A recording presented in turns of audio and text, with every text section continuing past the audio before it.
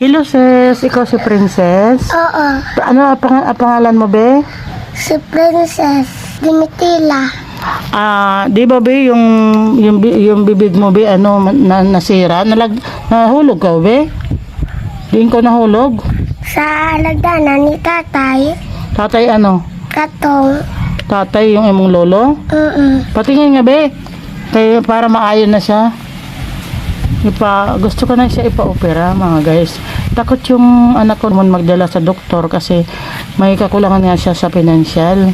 Baka mamaya kung ano mga bayaran, mahina din ang loob niya, lalo na wala naman siyang asawa na umaalalay, siya lang mag-isa.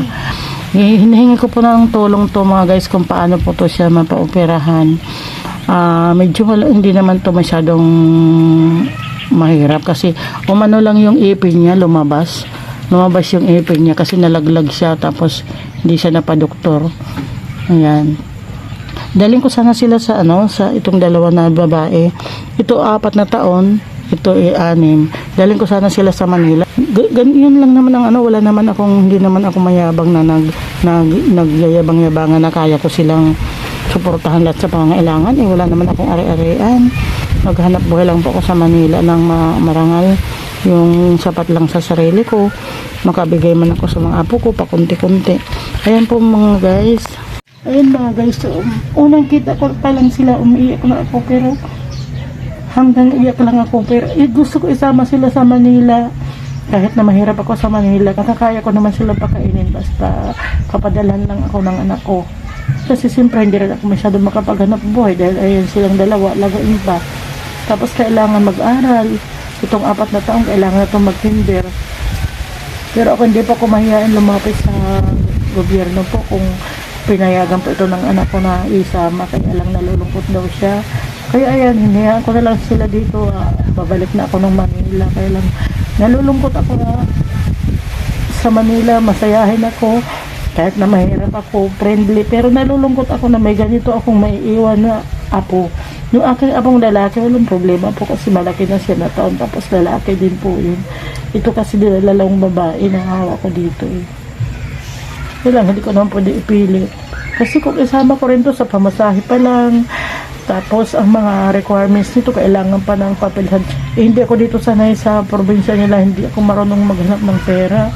Puro lang palabas. Nanghihingi na nga lang ako sa mga kapatid ko, sa iba kong anak, para po sa aking allowance. Ayan. Kaya iwanan ko sila dito, hindi ko sila sasama sa Manila. Nalulungkot pa ako mga guys. Sino ba ang lola na hindi malulungkot para sa mga apo? Ayan po, hindi naman po ako mayaman sapat lang din po ako kinikita sa Manila. Hello be, love niyo si mami? Oo, Opo. Love niyo si mami be? oo po, Yan. Ano nga pangalan mo be ulit? si Princess Mariana. Bibi, naalagaan ko sila mula sa ginupitan ko pagdating. Ito, iksian ko pa to. Tapos may mga kuto. Hindi lang naman po sa pagkain kasi ang pagpapalaki ng bata, halos lahat yan ginagabayan. Po, mababait po itong mga bata. Kaya lang, hindi ko naman sila pinipilitin na isama sa Manila. Kaya po, naman, hindi naman sila nagugutuman kasi masipag naman yung anak ko. Kaya lang sa mga vitamins, sa mga prutas, hindi po sila nakakain ng mga ganong prutas, vitamins.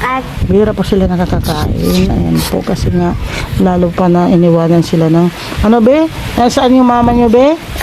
Sa Manila. Ngaman wala isa diri. Kakinbayaan niya na kami. Ay kalo. Ngaman gimbayaan ka mo be? Kaya nagbulagay sila ni Papa. Bulagay sila. Kaluoy naman. Dugay-dugay na? Oo, Wala sa inyo nagbantay? wala. Permi lang kamo duwa? Mm-mm. O kaluoy, permi lang sila duwa. Yung papa niya, muuli ng kuan. Mapanaw sa buntag. Muuli sa paniud to. Para pakanon silang duwa. Kaya lang mga guys, ako po ang lola si Nisor Iwaray. Kaya nga po ako nag-vlog sa YouTube kasi po, gusto ko po na ang kikitain ko, itutulong ko dito sa mga bata. Kaya lang hindi ako ganoon kagaling mag-edit. Kaya hindi pa ako kumikita. Kailangan ko magbayad ng editor, wala rin ako sapat na pera.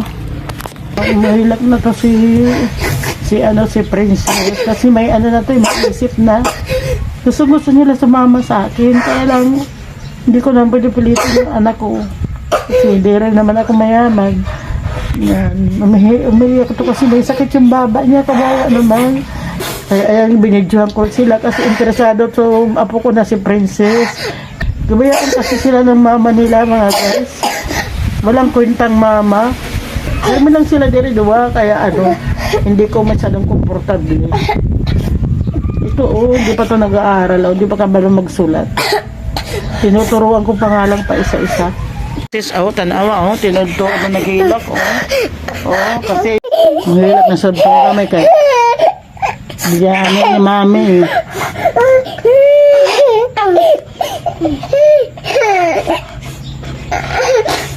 Mabalik pa man si mami dire ba? Balik pa si mami pag nakakuha na si mami karta, no? Pag si mami nagkakarta, balik dire si mami. Magdala si mami ng daghan na duwaan, bayo, tapos biskuit. Balik man dire si mami ba?